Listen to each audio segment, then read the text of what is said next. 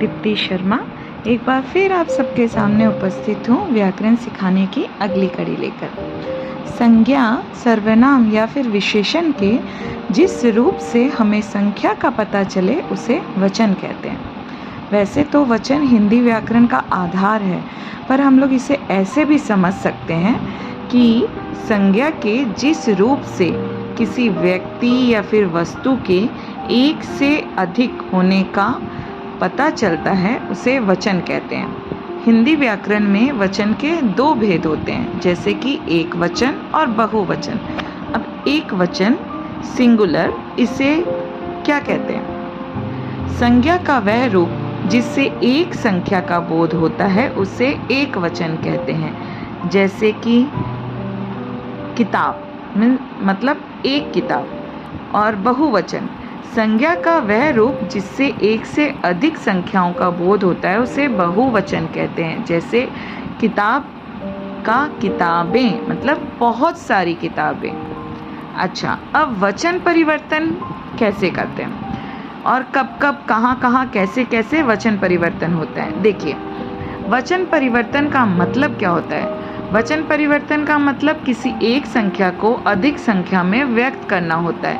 किसी भी विकारी शब्द का वचन परिवर्तन उस शब्द के साथ प्रयुक्त होने वाले कारक और विभक्ति चिन्ह के आधार पर किया जाता है। जब किसी शब्द को वाक्य में प्रयुक्त करते हैं तो वह शब्द या तो किसी कारक विभक्ति के साथ प्रयुक्त होता है या बिना कारक विभक्ति के प्रयुक्त होता है। हिंदी में किसी शब्द का वचन बदलते समय इसी विभक्ति को आधार बनाया जाता है। जैसे कि हाथी दौड़ रहा है, हाथी दौड़ रहे हैं।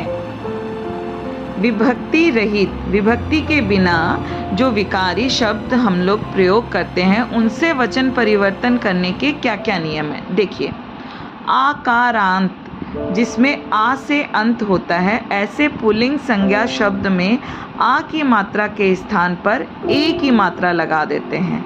ठीक है, अर्थात यदि किसी पुल्लिंग संज्ञा शब्द के अंत में आ स्वर की मात्रा हो तो आ की मात्रा को ए की मात्रा में बदलकर एक वचन से बहुवचन में बदला जा सकता है। जैसे लड़का, लड़के, पपीता, पपीते इत्यादि।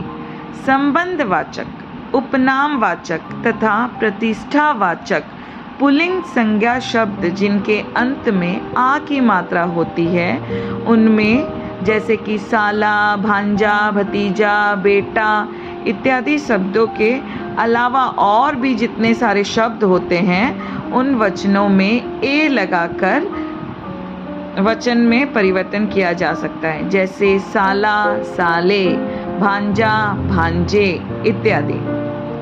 अकारांत, अ से अंत होने वाले, ईकारांत, ई से अंत होने वाले, ईकारांत, बड़ी ई से अंत होने वाले, उकारांत, छोटा ऊ से खत्म होने वाले, और ऊकारांत, बड़े ऊ से अंत होने वाले पुल्लिंग संज्ञाएं बिना कारक विभक्ति चिन्ह के किसी वाक्य में प्रयुक्त होती है तो इनका एक वचन और बहुवचन रूप एक समान रहता है। जैसे दिन, दिन, फूल, फूल इत्यादि।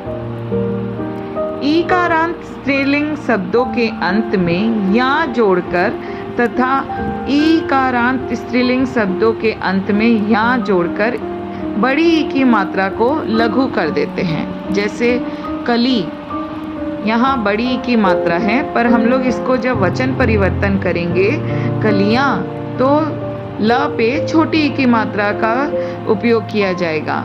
जाति, जातियाँ इत्यादि। यदि किसी स्त्रीलिंग संज्ञा शब्द के अंत में या प्रयुक्त हुआ है तो या के ऊपर चंद्र बिंदु का प्रयोग करने से उस शब्द को एक वचन से बहुवचन में बदला जा सकता है। जैसे डिबिया, डिबियाँ, चूहिया, चूहियाँ इत्यादि। अब आते हैं विभक्ति के साथ विकारी शब्दों के वचन परिवर्तन करने के क्या क्या नियम है। जो शब्द जिनमें विभक्ति रहती है, जैसे अकारांत, आकारांत, उकारांत, उकारांत, संज्ञा शब्दों के साथ ओ का प्रयोग करके बहुवचन बनाते हैं। जैसे घोड़ा, घोड़ों का, घोड़ों की, घोड़ों को, लड़का, लड़कों ने, लड़कों को, लड़कों का इत्यादि। विभक्ति सहित ईकारांत व ईकारांत संज्ञा शब्दों का बहुवचन रूप बनाते समय ईकारांत एवं ईकारांत के साथ यों जोड़कर ईकारांत की मात्रा को लघु कर देते हैं। अब एक वचन से बहुवचन में बदलने के प्राय छोटे छोटे नियम क्या होते हैं? कुछ एक वचन संज्ञा शब्दों के अंत में जन, लोग, गण, वर्ग, वृंद, हर, मंडल, परिषद जैसे शब्द जोड़कर भी बहुवचन शब्द बनाए जा सकते हैं।